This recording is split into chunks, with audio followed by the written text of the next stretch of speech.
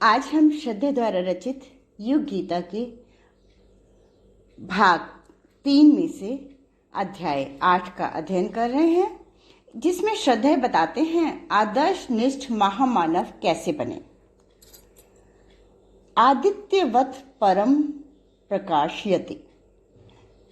इसमें श्रद्धे बताते हैं ज्ञानेन तु तद ज्ञानम ये शाम नाशित मात्मनः तेषामादित्यवच ज्ञानम प्रकाशयति तत्परम। अर्थात यह वह श्लोक है जिसका अर्थ विगत अंक में दिया गया था। तद ज्ञानम अर्थात तत् अज्ञानम, वह अज्ञान माया का आवरण जो वासना, तृष्णा, अहमता के रूप में सहज ही भटका देता है। हमारे अंदर के परमात्मा के वास्तविक स्वरूप तक जो त्रिगुणातीत है, सत रज तम से भरी प्रकृति के दोषों से मुक्त है। जब तक ज्ञान रूपी आदित्य का प्रकाश नहीं पहुंचेगा, वे ज्ञान से प्रकाशित नहीं होंगे, तब तक आत्मबोध नहीं हो पाएगा, अपने आप के बारे में जानकारी नहीं मिलेगी। तत्परम अर्थात वह सच्चिदानंद विग्रह भगवत सत्ता। ज्ञानी के लिए वे ब्रह्म हैं, तो कर्मयोगी के निकट परमात्मा उनका स्वरूप है। भक्त के लिए वे सत्य चित्त आनंद से भरी सत्ता के समान हैं। श्री राम चरित्रामृत के अनुसार ज्ञान योग भक्ति 3 साधनार वशे ब्रह्म आत्मा भगवान त्रिविध प्रकाशे। यही ब्रह्म की सगुण व निर्गुण व्याख्या है। यह जो 16वां श्लोक और उसके आगे वाला श्लोक है, उसे यदि गूढ़ तत्व दर्शन के साथ भली भांति समझ लिया जाए तो यह मान लेना चाहिए कि मनुष्य भव बंधनों से 84 लाख योगिनियों के चक्र से मुक्त हो गया। फिर उसे पुनर्जन्म नहीं लेना होगा। वह इससे परे पर ब्रह्म में ही विलीन होकर तादात्म्य स्थापित कर लेगा। यही भाव इसके अगले श्लोक का भी है। यहाँ भगवान ने उपमा बड़ी सुंदर दी है। ज्ञान जब अवतरित होता है तो आदित्यवत परम प्रकाशयति, सूर्य की तरह अज्ञान अंधकार को नष्ट कर देता है और आत्म तत्व को प्रकाशित कर देता है। अपरोक्ष अनुभव प्राप्त होते ही सर्वोच्च सत्ता की जानकारी हो जाती है, क्योंकि वह प्रकाशित रूप में सामने ही दिखाई देने लगती है। प्रकाश का सूर्य का प्रकाश जैसे ही पूरब की उषा की लालिमा के समान दिखाई देने लगता है, अंधकार जो अत्यधिक घना हो गया था भागने को विवश हो जाता है। प्रकाश का अभाव ही तो अंधकार है, उसका स्वतंत्र कोई अस्तित्व थोड़े ही है।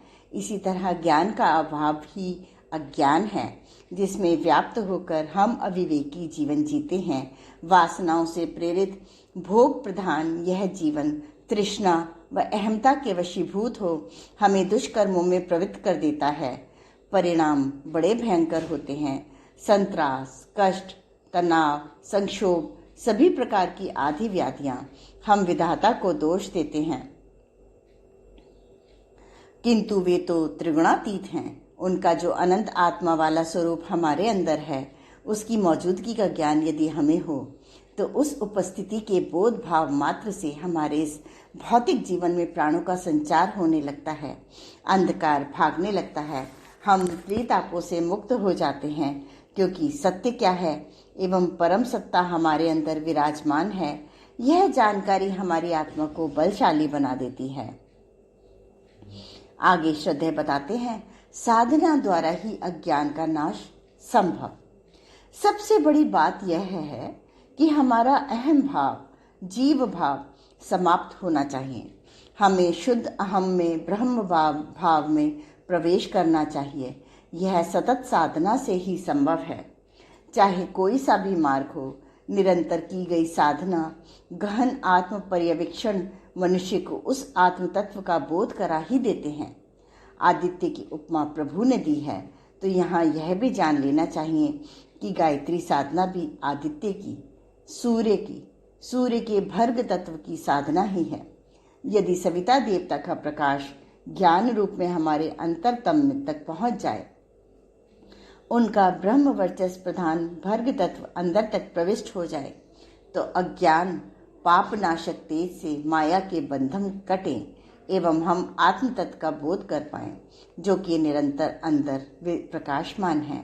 गायत्री साधना हमें परम पूज्य गुरुदेव ने इस तत्व तक पहुंचाने के लिए ही कराई है, ताकि बाहर के सविता देवता का तेज, जो कि प्राण स्वरूप है, सुख स्वरूप है एवं दुख नाशक है, श्रेष्ठतम है, तेजस्विता से अभिपूरित है, पाप नाशक है एवं दिव्यता से ओतप्रोत है, जैसे ही हमारे द्वारा, हमारी अंतरात्मा द्वारा सोख लिया जाता है, धीमहि हमारी बुद्धि सही दिशा में सन्मार्ग की ओर जबरदस्ती बलात् चलने लगती है।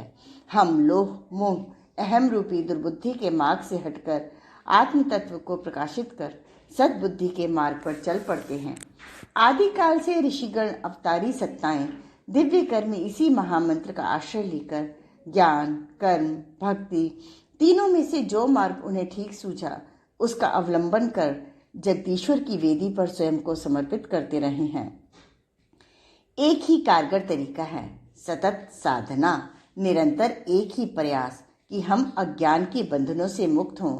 चिन्मय परब्रह्म की सत्ता हमें अपने प्रकाश से पारदर्शी बनाते, हमारे अंदर का अंधियारा, मटमैलापन मिटता चला जाए एवं हमारी अंतरात्मा पूर्णतः ज्ञान रूपी प्रकाश से, सूर्य से प्रकाशित होती चली जाए।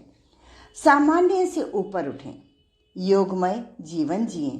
हम अपने भीतर के कर्ता भाव को सब कर्मों के अधीश्वर परमात्मा को समर्पित कर दें, मर्यादा का उल्लंघन करें, पाप कर्म करें और दोष ईश्वर को दे दें। यह तो अज्ञान ही हुआ ना।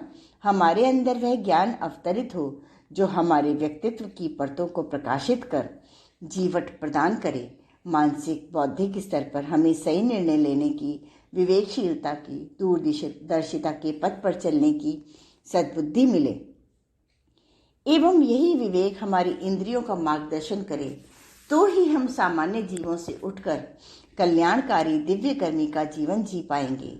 भगवान का सारा प्रयास अर्जुन को सामान्य धरातल से ऊपर उठाकर दिव्य स्तर पर लाने का है, जो कि हर मनुष्य का यह मनुष्य तन पाने का परम उद्देश्य भी है। अर्जुन अज्ञान मोह में उलझकर सारे तर्क श्री कृष्ण से कर रहा है, इसलिए वे उसे कर्मयोग का मर्म बताकर ज्ञान की उस सर्वोच्च स्थिति में ले जा रहे हैं जहां अज्ञान जन्य भ्रांतियां सहज ही मिट जाती हैं। अज्ञान की दो स्पष्ट अभिव्यक्तियां हमारे भीतर हैं, एक कर्ता भाव की, दूसरी भोक्ता भाव की। हमें इनसे ऊपर उठना है। वह प्रसन्नता का मार्ग है, ज्ञान की आनंदपूर्ण अवस्था का पथ है एवं आत्मपद की प्राप्ति करा देने वाला राजमार्ग है। धर्ममय जीवन, योगमय जीवन हर श्वास में जिया जाना चाहिए। यह हर मनुष्य का कर्तव्य है। वह तभी संभव है जब हम विषय सुख की खोज में इधर उधर इंद्रिय तुष्टि हेतु हाथ पांव मारकर जीवन को नष्ट करने से बचा लें।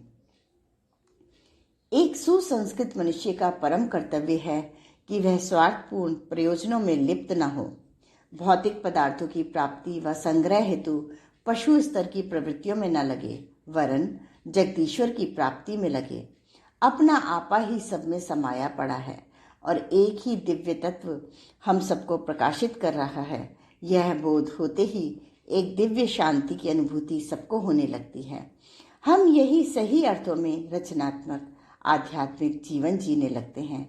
परमार्थ में ही सच्चा स्वार्थ है। धर्ममय जीवन में ही सारे लौकिक कर्म भी निभते चले जाएंगे।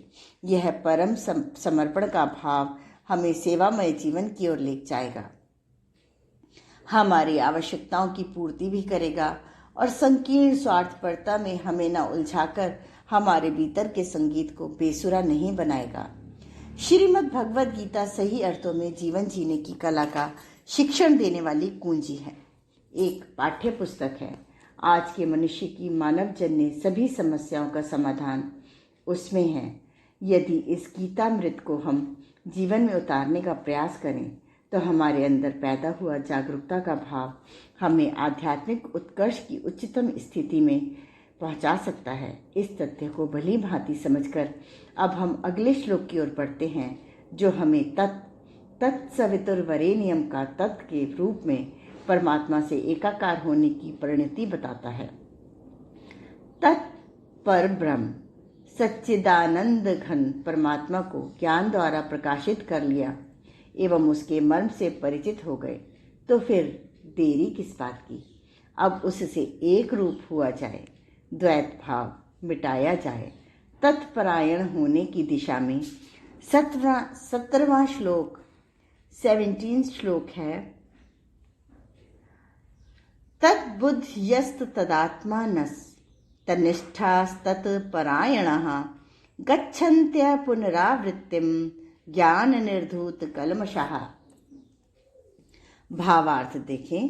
जिनकी बुद्धि उनमें लीन हो गई है, जिनका मन उनकी भक्ति से भर गया है, जिनकी उनमें सच्चिदानंद घन परमात्मा में निष्ठा होकर जो निरंतर उन्हीं में एक ही भाव में स्थित है, ऐसे मनुष्य जिनके जीवन का सर्वस्व ही वह हो गया है, ज्ञान द्वारा पाप रहित होकर ऐसी स्थिति को प्राप्त होते हैं जहां से लौटना पुनः नहीं होता, अर्थात मोक्ष को प्राप्त हो जाते हैं। छोटे से श्लोक में गागर में सागर की तरह से कुछ मार्मिक सूत्र समाये हुए हैं। शब्दों के अर्थ से भाव जोड़े तो वह ऐसा बनेगा। तद्बुद्धः पर ब्रह्म में जिनका चित्त लीन है, तदात्मनः ब्रह्म में एकात्म भाव से युक्त, तन्निष्ठा आत्मनिष्ठ, तत्परायणः आत्मपरायण व्यक्ति जो पर ब्रह्म से एकाकार हो गए हैं, ज्ञान निर्धूत कल्मषः आत्मज्ञान के द्वारा पाप रहित हुए साधक, अपुनरावृत्तिम बार बार जन्म की आवृत्ति नहीं, गच्छन्ति ब्रह्म स्वरूप होकर जन्म मृत्यु के प्रवाह से चिरमुक्त हो जाते हैं, परम गति को प्राप्त हो जाते हैं, उनका पुनर्जन्म नहीं होता। यहाँ बार बार तत्शब्द आया है। उसकी बुद्धि, आत्मा, निष्ठा, अंतःकरण की मुक्ति बताई गई है। यह परोक्ष ज्ञान के अंतर्गत ब्रह्म परमात्मन के लिए प्रयुक्त हुआ है। अहम ब्रह्मास्मि हो जाने के बाद मनुष्य परम गति को प्राप्त हो जाता है। जैसे ही देहात्म ज्ञान नष्ट हुआ, ब्रह्म के साथ परम सत्ता के साथ तादात्म्य हो जाता है। यह मोक्ष में प्रतिष्ठा है। यह आत्मा की पूर्णमदः पूर्णमिदं वाली जीवन यज्ञ की पूर्णाहुति है। परमात्म तत्व से मिलन का राजमार्ग मानव हृदय में वह निर्जन फूट पड़े ताकि वह पर ब्रह्म परमात्मन की स्पष्ट अनुभूति कर सके। ऐसे प्रतिपादन पर श्री कृष्ण अब आ गए हैं। यह गीताकार की अपरोक्षानुभूति से भरे इस ज्ञान की पराकाष्ठा है।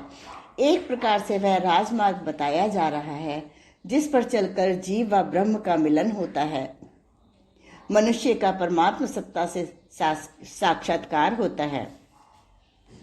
भगवान की श्लोक के माध्यम से हर दिव्य कर्मी के लिए 4 अनिवार्य शर्तें हैं जिन्हें पूरा करके ही हम परम चैतन्य से संपर्क स्थापित कर सकते हैं। इन्हें ऐसे भी कह सकते हैं कि 4 प्रकार के परिवर्तन मनुष्य को अपनी आत्मसत्ता में लाने होंगे। तद्बुद्धयः तदात्मनः तन्निष्ठः एवं तत्परायणः। अब इन सब की संक्षिप्त व्याख्या। तद्बुद्धयः बुद्धि तरह तरह के खेल दिखाती है। तर्क शक्ति एवं जानकारियों के संग्रह द्वारा मनुष्य बुद्धि की दृष्टि से कहीं का कहीं पहुंच सकता है। शास्त्रों का अध्ययन जरूरी है, पर जब तक वह तत्व उस परमात्म तत्व से एकाकार नहीं हो जाएगा, तब तक वह ज्ञान अहंकारी ही बनाएगा। तरह तरह के शास्त्रार्थों में पटखनी देने में आनंद आता रहेगा। जो आदर्श हमारी समझ में आ गए हैं, हमारे बौद्धिक तंत्र ने जिन्हें स्वीकार कर लिया है, वे हमारे मन में उतरने चाहिए।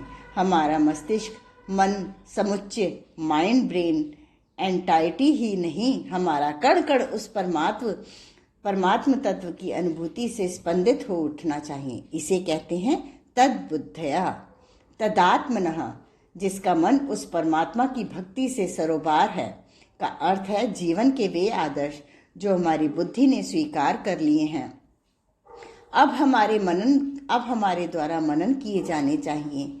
उच्च स्तरीय कार्यों के प्रति पूर्ण मनोयोग के साथ परम सत्ता से तादात्म्य स्थापित कर हम कार्य करेंगे तो हमारी यह भक्ति, यह कर्मयोग हमें सक्रिय कार्यकर्ता के रूप में स्थापित करेगा। यहाँ प्रसंगवश यह बता देना अनिवार्य है कि तद्बुद्धः एवं तदात्मनः की व्याख्या यहाँ कर्मयोग के परिप्रेक्ष्य में हो रही है। यही बात 12वें अध्याय में जो भक्ति योग की परिकाष्ठा पर हमें ले जाता है। भगवान इस प्रकार कहते हैं, मयि एव मन आधस्त मयि बुद्धिम निवेशय। जब यह कहते हैं तो तत् शब्द को सीधे वे मयि एवं मनः मयि बुद्धिम के स्तर पर ले जाते हैं। यह मयि से तात्पर्य श्री कृष्ण के मैं से नहीं, परमात्म सत्ता के विराट मैं से है। इस प्रसंग की चर्चा के बाद में अगली स्थिति है तन्निष्ठा, जिसमें निष्ठा मजबूत हो गई है एवं परमात्म तत्व में ही जो स्थित है। यह तीसरी अवस्था वह है जिसमें व्यक्ति की बुद्धि एवं मन ने स्वीकार कर आदर्शों को, परमात्म तत्व को व्यवहार में लाना स्वीकार कर लिया है। परमात्मा आदर्शों, सत्प्रवृत्तियों, श्रेष्ठताओं का समुच्चय ही तो है। उसमें हमारी निष्ठा इतनी मजबूत होनी चाहिए कि हमारे हर प्रयास उसी के अनुशासन में चलने चाहिए। आज आदर्शों की, उपदेशों की चर्चा तो है, पर आचरण में न उतरने के कारण व्यर्थ के वाकजाल बनकर रह जाते हैं। कहने वाले के जीवन में नहीं उतरे तो सुनने वाले के जीवन में क्या उतरेंगे। हमारा आचरण परमात्म सत्ता के निर्देशों के अनुसार हो, हम प्रलोभनों से प्रभावित न हो, असाधारण स्तर का त्याग दिखा सकें। अब चौथी और अंतिम स्थिति आती है तत्परायणः। वह परमात्म तत्व, आदर्शों का समूह हमारा सर्वस्व बन जाए, हम उसके साथ पूरी तरह घुल मिल जाएं। धर्मपरायण, कर्तव्यपरायण शब्दों से समझा जा सकता है कि परायण होना अर्थात वही सब कुछ बन जाना। उच्च सांस्कृतिक जीवन मूल्य ही फिर व्यक्ति के जीवन का अंग बन जाते हैं। ऐसा व्यक्ति अपने पुराने घिसे पिटे ढर्रे पर नहीं लौटता, न ही मर्यादाओं का उल्लंघन करता है। आदर्शों के प्रति पूर्ण समर्पित जीवन उसे नया जीवन जीने, आदर्शों के हिमालय पर चढ़ने के लिए प्रेरित करता है। परमात्मा उसके जर्रे जर्रे से फूट पड़ता है। ऐसे आदर्शनिष्ठ महामानव को फिर अपने लक्ष्य तक पहुंचने से कोई रोक नहीं सकता। ये दृढ़ निश्चयी व्यक्ति पूरी श्रद्धा और विश्वास से, उत्साह और उल्लास से युक्त होकर सफलता के उच्चतम सोपानों पर चढ़ते ही चले जाते हैं। आज के स्वाध्याय का क्रम यहीं समाप्त होता है। अगले क्रम में ब्रह्म में प्रतिष्ठित संवेदनशील दिव्य कर्मी, इसके बारे में हम पढ़ेंगे। धन्यवाद।